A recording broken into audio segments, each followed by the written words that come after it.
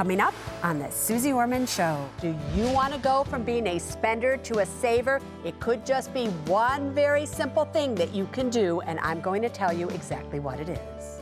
Also, when I looked at your student loans, you have $40,000 of student loans. One is Carlton's, one is yours, Sheila, that you are paying about an 8.5% interest rate on.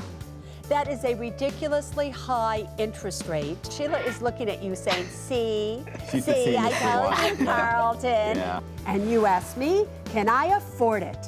I wanted to buy a prom dress for my senior prom. Oh, $338 for a prom dress. Do you think you'll just wear it once? Probably. Do you think it's worth it?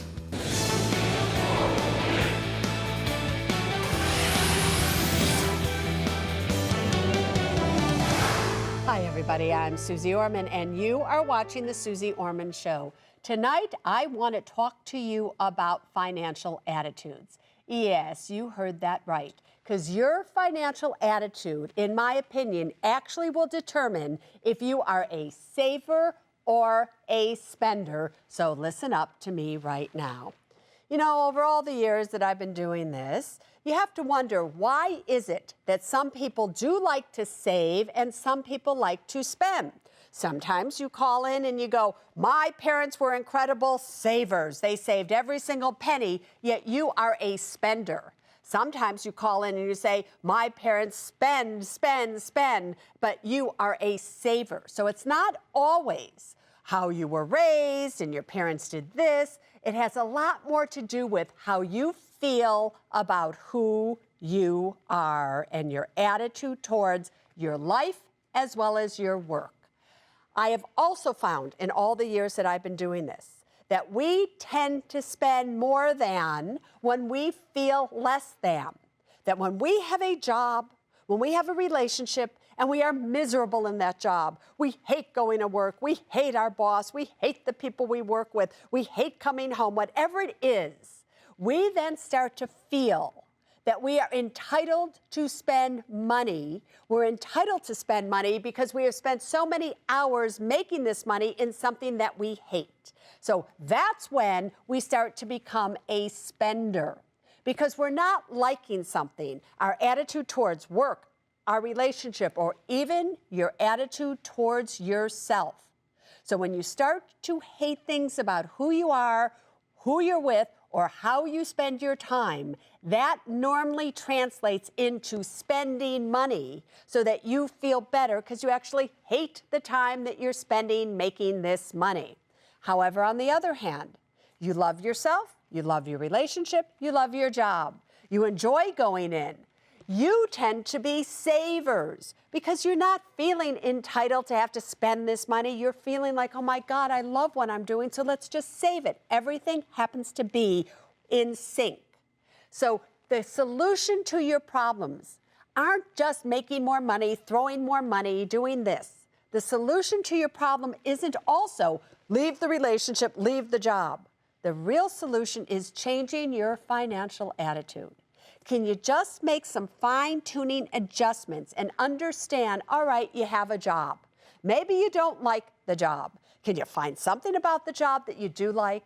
Can you find something about the relationship that you're in that you do like? Or make some adjustment in yourself so you learn to love your life and what you have, and don't spend time wishing that you had something other. So if you could just change your attitude, kind of change your glasses, you know, go and just get a different prescription in your glasses and see things differently, you very possibly could go from a spender to a saver, from having financial misery to really being happy.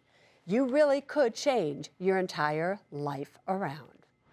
Let's go to Pennsylvania. Thomas, you're on the air. Hi, Susie. Just want to thank you for taking my call. And I want to let you know my fiance and I, we watch your show all the time, and we just love your show. And to Stephanie, I want to say I love you. So just to start off there. That's a good place to start, my dear Thomas. What's your question for me tonight? Okay, my question for you is, we are currently in the process of saving up for a house, but we're not sure how much we can afford. So we wanted to know if there's a formula where we can put our numbers in and come up with the right amount to spend. We're thinking somewhere in the range of $200,000 to $350,000, but we're not sure whether we should just buy the $200,000 up front, keep it for 5 or 7 years, and then sell or rent out that cheap house to buy the $350,000 house, or just buy the $350,000 house up front. So here's the thing. All year, I've been having a saying that I've been using. And the saying is this: you need to live below your means, but within your needs. Just because you can afford, let's just say you can afford a $350,000 home, does not mean you should buy a $350,000 home. Listen, I could afford huge apartments, all kinds of things. My largest home happens to be like 2,200 square feet. So I've always been somebody who has said, you know what? Let's live below our means. You don't have to spend it just because you think you can afford it, because anything can happen at any time, Thomas. And just because you can afford it today does not mean that you're going to be able to afford it 5 months from now, 10 months from now, or 2 years from now. You can get sick. You can be in an accident. Things happen. And that's how you get in trouble. So normally, the way that you would figure this out is you would work backwards. You would look at what can you afford easily every single month with a mortgage payment, property taxes, insurance, and maintenance. You would look at that figure. So for instance, how much are you currently paying in rent every month? We're currently paying $1,260. And is it easy for you to do that? Very easy, yeah. All right. So then what you would do is you would figure out, and you would do what I call play house. Pretend that you bought a $350,000 home. On a $350,000 home, you know you're going to need $70,000 down. Your mortgage payment is going to be X. You know what your insurance payment will be. It will be Y. You know what your property taxes will be. And what you should do is take that amount. Let's say it comes to $3,000 a month. Let's just say, or $4,000 a month, whatever it may be. You then should take the difference between the $1,200 a month that you are paying for rent and the $3,000 that you're going to pay for everything for this home. That's an $1,800 difference, and you should put it at the first of the month into what? Into a savings account to see what does it feel like to really spend $3,000 a month while you're playing house to buy this home. Does that make sense? And then you will know how much money you can actually afford. It's easy to come up with a down payment, easy to think that you can make it make those payments. It's not so easy to do it in reality. Angela, you got a good one for me out there? Hi, I think so. All right, let it rip then. Okay, we were wondering what happens when you inherit a home with reverse mortgage. My grandfather has one on his home and has put it in his will that I'll inherit it. My husband and I just bought our own house, and we're concerned because we won't be able to afford both. Yeah. I don't want to sound ungrateful, but I do want to know what my responsibility is to this and what we should do. Well, here's the first thing, Angela. You just said that your grandfather put this house in a will for you to inherit it. Here's the bad news. If it's in a will, all wills have to go through probate. That means for you to actually get this home, you're going to have probate fees, executor fees, lawyer fees. It could cost you a whole lot of money to get this home. If he leaves it to you via a will, he should be leaving it to you via a living revocable trust for you to avoid all that. That's number one. Number two, when somebody takes out a reverse mortgage, either the reverse mortgage has to be paid back to the bank for you to get the house, or the bank will literally sell the house to get back their money that they gave to your grandfather, and then you get anything else that's left. So there's a good chance here if he's doing a reverse mortgage and the money's going to him every single month and he dies and you can't afford to pay that money back to the bank itself, the house will be sold and you will get anything that is left, if there is anything that is left. You know, a lot of times when I talk about reverse mortgages, you send me a little tweet. By the way, you can all follow me at Suze Orman Show. But anyway, you send me a little tweet and you say, can you explain reverse mortgages? Because we just don't get it. So no time like the present to go beyond the basics. Listen, a reverse mortgage is exactly like its name sounds, where it is a mortgage, but in reverse. You know how you buy a home, you take out a mortgage, and every single month you pay the bank the mortgage payment. When you take out a reverse mortgage, the bank actually pays you. Now, why would they do that? First of all, they would only do that if you were 62 years of age or older. Next, you have to own the house outright. So here you have a house that, let's just say, has $200,000 of equity in it because that's what it is worth, and you need money. You actually take out a reverse mortgage with the bank, where now the bank owns the home again. They look at your age, they look at the fair market value of the house, and they look at what current interest rates are, your health, everything about you. And they figure out how long they think you are going to live. They then will send you a check. This is the most popular way. There are other ways to do reverse mortgages, but this is the most popular. They then send you a check every single month for the rest of your life. So they are actually paying you to live in that house. Now, the reason they're doing that is they're making an interest rate on the money that they are sending you. Upon your death, you or your estate, you're going to have to actually pay them back the money that they sent you. If you don't have the money, your beneficiaries don't have the money to pay them back, they will sell the house.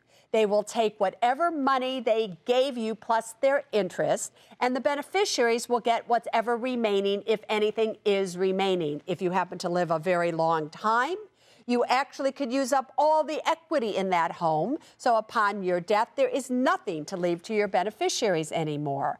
But that's in essence how a reverse mortgage works. I read the notes on you guys. I read the notes in Carlton.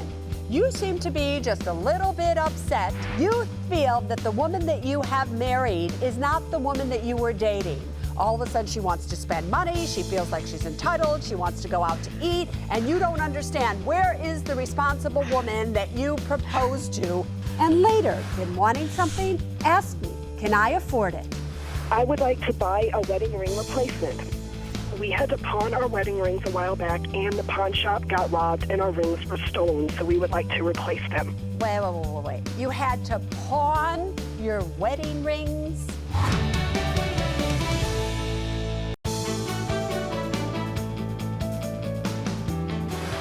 Welcome back, everybody. Tonight, we are here with what I'm calling the cash clash.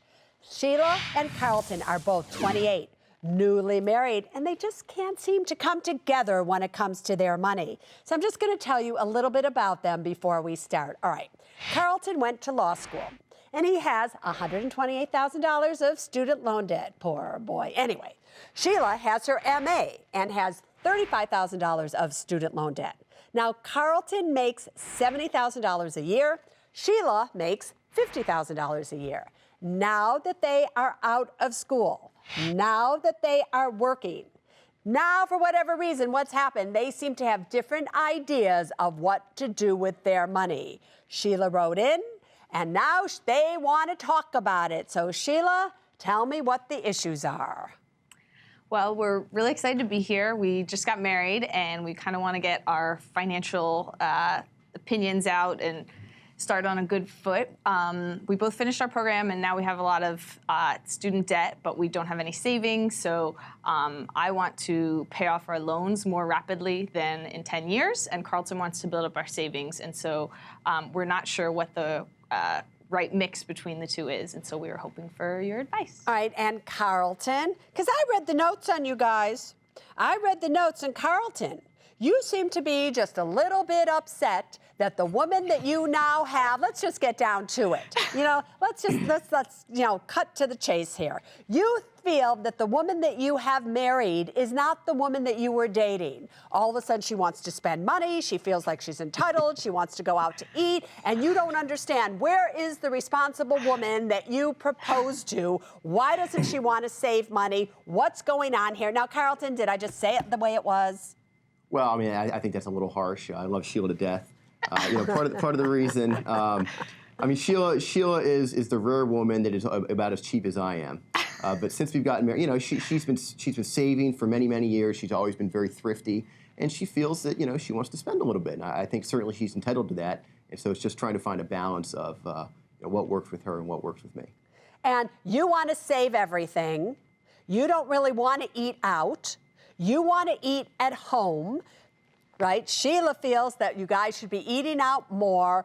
you're entitled to this, Sheila, because you work so hard. You know, guys, I just have to tell you, I laugh at it. When I look at your ripe old ages of 28, and you feel you are entitled. At 28, you have worked so hard your whole life. I'm like just crying for you both over here that you need to be spending this money. But here's the thing. I have no doubt that the two of you love each other very, very much. You're an attractive couple. You've got it all going on. Things are exactly how they should be. So let's just see if I can give you a little guidance here so that these silly bickering that you may have going on now that could turn into really massive bickering as the years do go on really is put to bed, because it's just not necessary. You are making a serious mistake. And the mistake that the two of you are making is you think you have to do all of something or none of it. You don't have to pay off all your student loans or none of them and just keep to the schedule of 10 years. You don't have to always go out to eat. You can go out to eat every once in a while. You don't have to always do everything at once. So here, if I were you, this is what I would do. Okay. You are low on emergency funds. The truth of the matter is you do not have enough money in savings at this point in time, even though you're making good money. And that should be your number one priority. Because listen, Sheila and Carlton, as beautiful as you both look right now, as great as everything is going right now, things happen in life. Whether you get ill or whatever it is, an accident, things happen. I see it all the time. And then one of the salaries is no longer there. That's why an emergency fund is your number one priority. With that said, right, you also have a lot of student loans. Now, when I looked at your student loans, you have $40,000 of student loans. One is Carlton's, one is yours, Sheila, that you are paying about an 8.5% interest rate on. That is a ridiculously high interest rate in comparison to what you are getting with this money in a savings account. The other loans, however, that you have are really a pretty good interest rates, and you might want to just stretch those out for the 10 years. But the two loans at the high interest rate, Carlton, those are loans. Go on. Sheila is looking at you saying, see, I told you, Carlton. Yeah. See, anyway, those are two loans that you literally should tackle sooner than later because it's just too high of an interest rate that isn't tax deductible that makes any sense at all. So when you say in your notes, why can't we just pay them off in 10 years? Because it's not the smart thing to do with money. It wouldn't matter if it were a student loan or another type of loan at a high interest rate. You just want to get rid of it. And in today's interest rate environments, 8.5% is a seriously high interest rate. In terms of going out to eat, I would set goals, and once you reached a goal, I would reward myself by going out to eat. So I wouldn't just go out to eat because I was bored, because I was tired, because I didn't want to cook. I would go out to eat when there was an occasion to go out to eat. And I have to tell you the truth. I personally think you will be far healthier during your life if you don't go out to eat. I think it is far wiser, both financially speaking and health-wise, because, you know, when you go out to a lot of these restaurants, they put salt in, they do this, they do that. Just stay at home, eat great, and stay healthy. But with that said, I think you should set your goals of your emergency fund. Now, you need at least a $48,000 emergency fund for you to have 8 months of expenses. So I would divide that into $12,000 lots. When you get to $12,000 of an emergency fund, go out to eat. When you have $24,000 of an emergency fund, go out to eat. When you have $36,000 of an emergency fund, go out to eat. Then you're looking forward to these occasions because it means something. You've attained a goal. Then when you're at $48,000 of an emergency fund, go out to eat.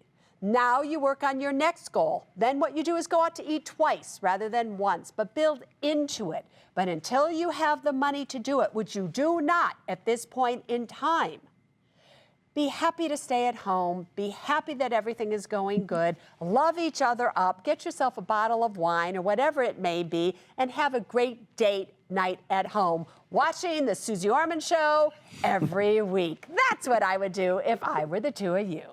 Up next, you can't afford to miss. Can I afford it? I would love to buy a swimming pool.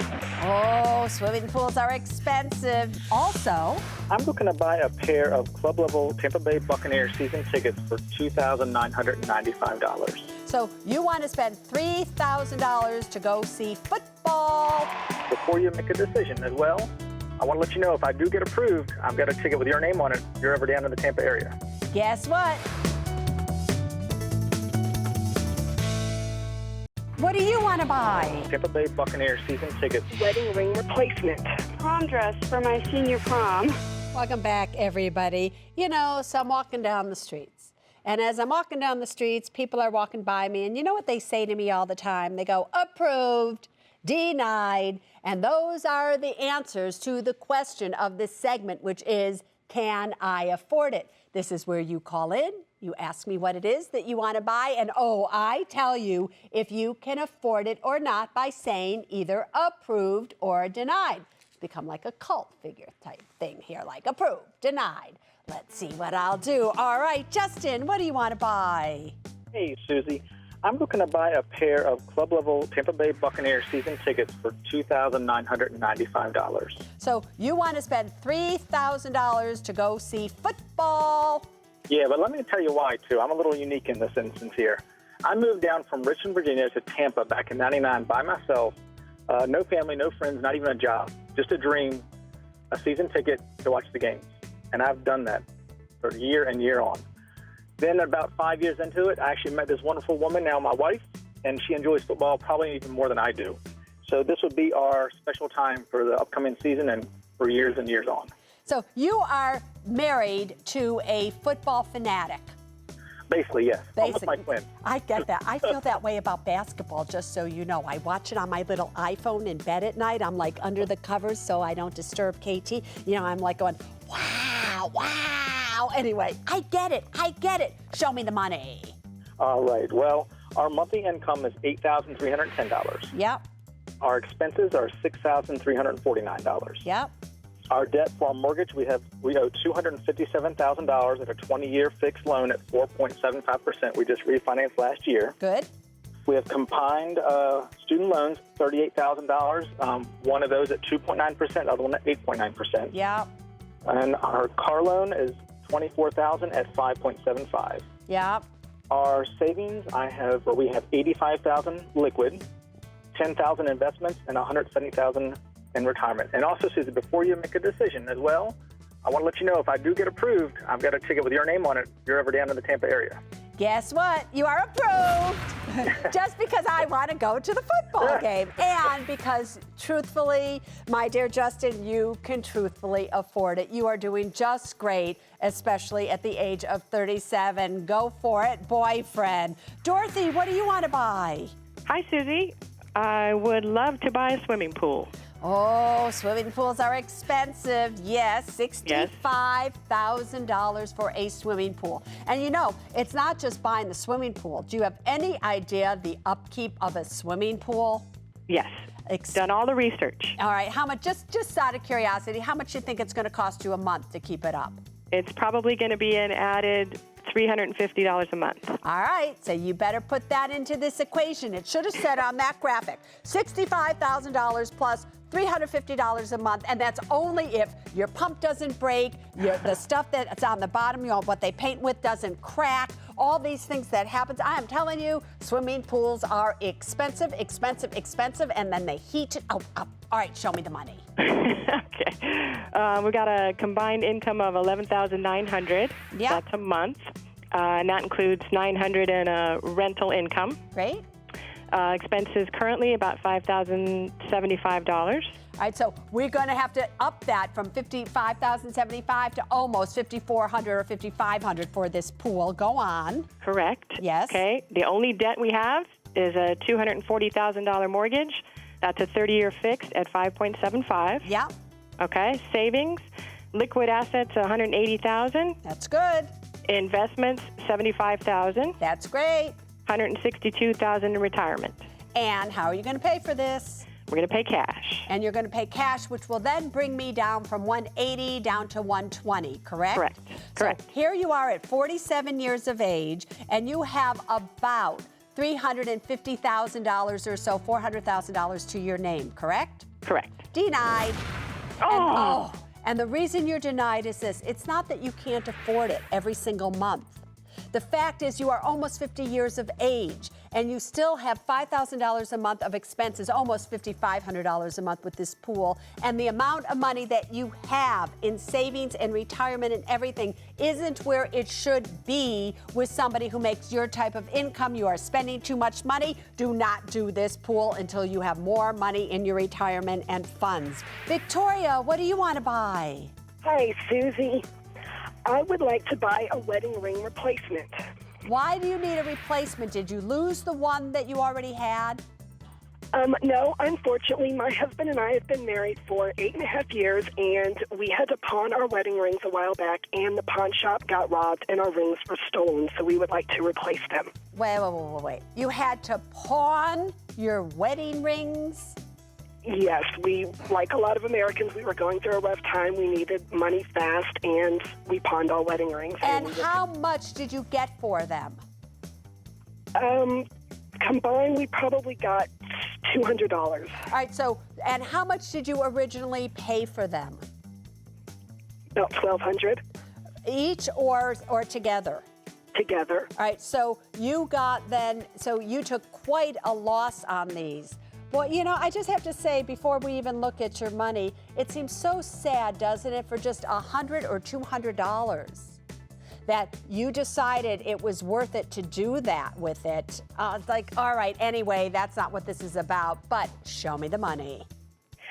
My income is $1,700 a month take home. Yes. My expenses are $975, and of that, $300 is for rent. Good, keep going. I have no debt. Yeah. I've got $3,000 in liquid. Yeah. And I have no retirement yet. And you're 29 years of age, yes? Yes, ma'am. How long ago were these rings lost? Back in 2009, the end of 2009. All right. So we're now going into almost 2 years that you've been without these rings, yes? Yes, ma'am. Why at this moment in time do you feel it is necessary to get these rings again? Honestly, we miss our wedding rings, and we would like to replace them. We can never replace the sentiment from the original, but we would like to replace our rings. All right, so I understand that. And with that understanding, I'm still going to very compassionately deny you. Okay. And it's because you do not have enough money still in emergency funds. You don't have anything in retirement. You don't have enough money to do this. I'm not even bothering asking you how you're going to pay for it, because you're going to have to pay for it, obviously, by charging it.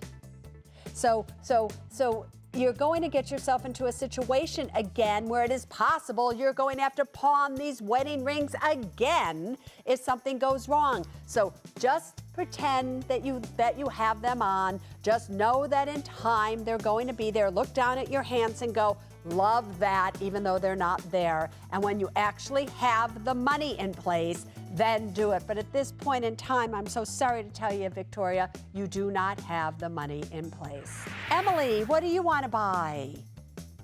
Hi, Susie. Thank you so much for having me on your show. Anytime. Emily, what do you want to buy, girlfriend?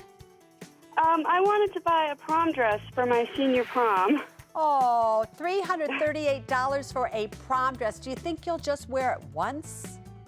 Probably. Probably. And do you think it's worth it? Well, I really like the dress, so. But do you just think that life should be such that whatever you like that you should just buy?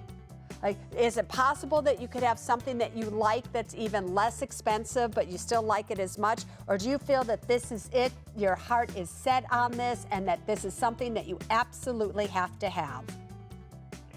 I feel like this is the dress. This is the dress. So would it matter to you if I said to you, as I often do, so you're about 17 or 18 years of age, correct?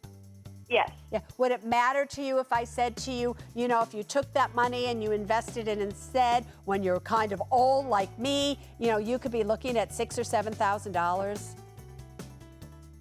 That's truly the cost of this prom dress in future terms. So it's not like you're just spending $338 for this dress. You're spending $338 that could be invested and one day be worth $6,000 or $7,000 to you. Is it still worth it? Yeah, I could probably find a dress for less money that I like and save that money. All right, but just something to think about. But for now, show me the money. Okay, so my income is $330 a month. And how do you make that income? I work part-time at a pizza place. Great, I love that for you, my dear Emily. Keep going.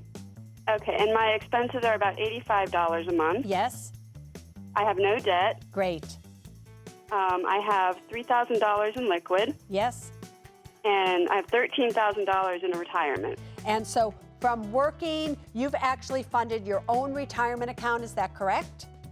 Yes, but I put half of my paycheck into a Roth IRA, and then my dad actually matches that, so it's basically my whole paycheck. That's great. I like that for you. So, but here is the question. Can you afford to take 10% of your savings right now, because you're not going to touch your retirement, and can you afford to take that money to buy a prom dress for yourself? And Miss Orman is here to say, I am so sorry, but you have been approved. You actually do have the money, girlfriend, but the question is, should you really do it or not? Think about the future value of what that money could really do for you. Want to be part of the Can I Afford It segment? All you have to do is go to my website, SuzeOrman.com, and you will find the information that you need to know there to come and play with me right here. Coming up next, Kiki asked me, Susie, how am I doing? I'm a recovering workaholic and don't know what I'll do in retirement, but I'll figure that out. Are you ready for my grade? I am. Are you sure? Maybe. Are you positive? Are you sitting down? Yes, I am. You sure you're sitting down?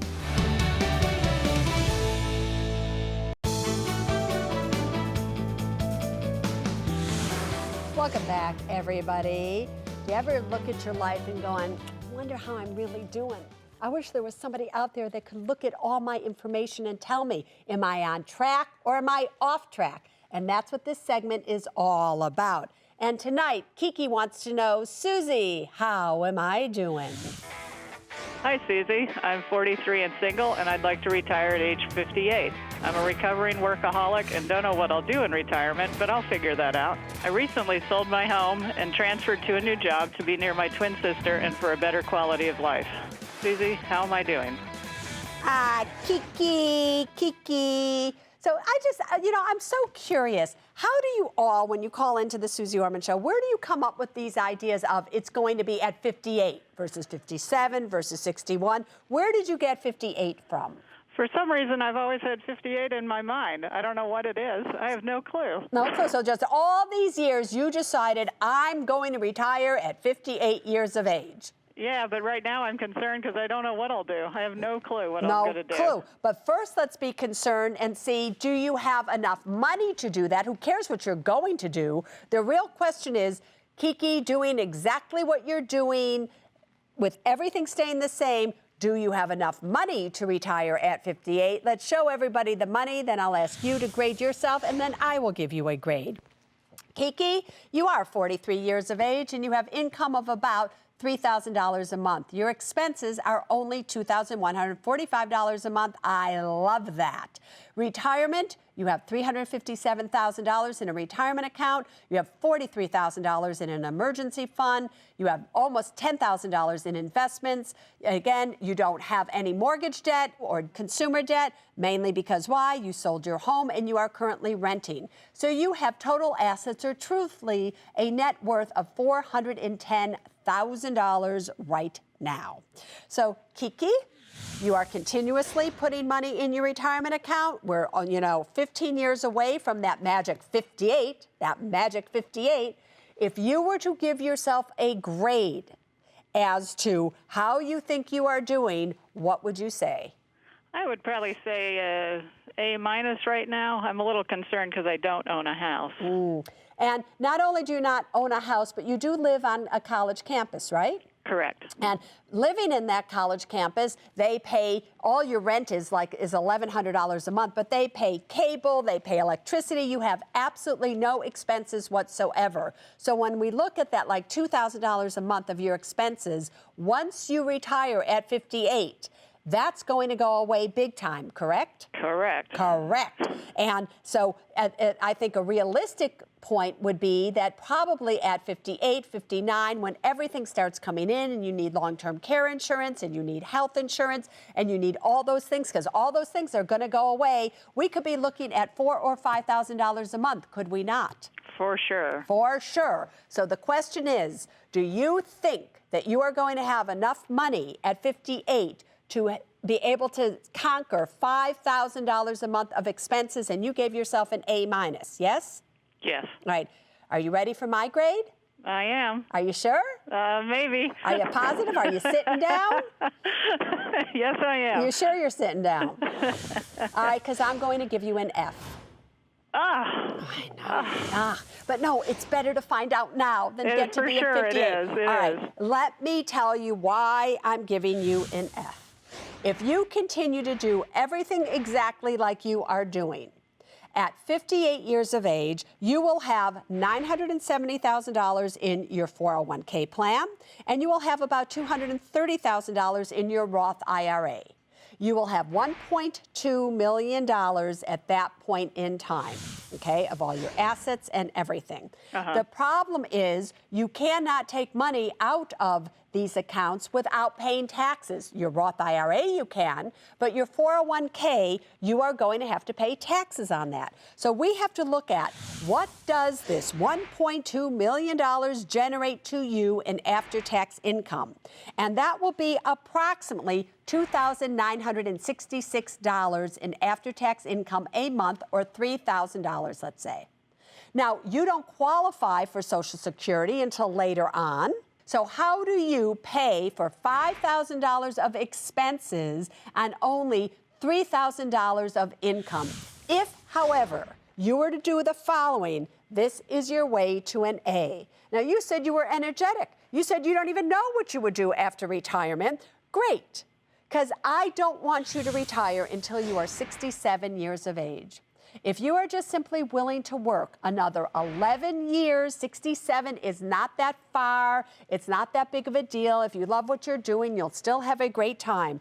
Do you know that if you worked till you were 67 and you did everything like you're doing right now, you would have about $1 million more than you currently would have if you retired at 58. That is a lot of money. Oh, yeah. Also, your Social Security would be a whole lot more. So you literally, at the age of 67, in after-tax income would have about $7,300 a month, which is then more than you need. It's something that would be good for you. So if I were you, your way to an A is just stay working, girlfriend. Next, I tackle trending topics in Ask Suze. My husband owns an automotive repair business that's an LLC, and in 2009 he filed Chapter 13 bankruptcy. So you're worried that if your husband dies, are they going to be able to come after you, or are you worried that if you get divorced from your husband, they're going to come after you? Which one? Welcome back to the Suze Orman Show. Start move 4, 3, 2, mic cue.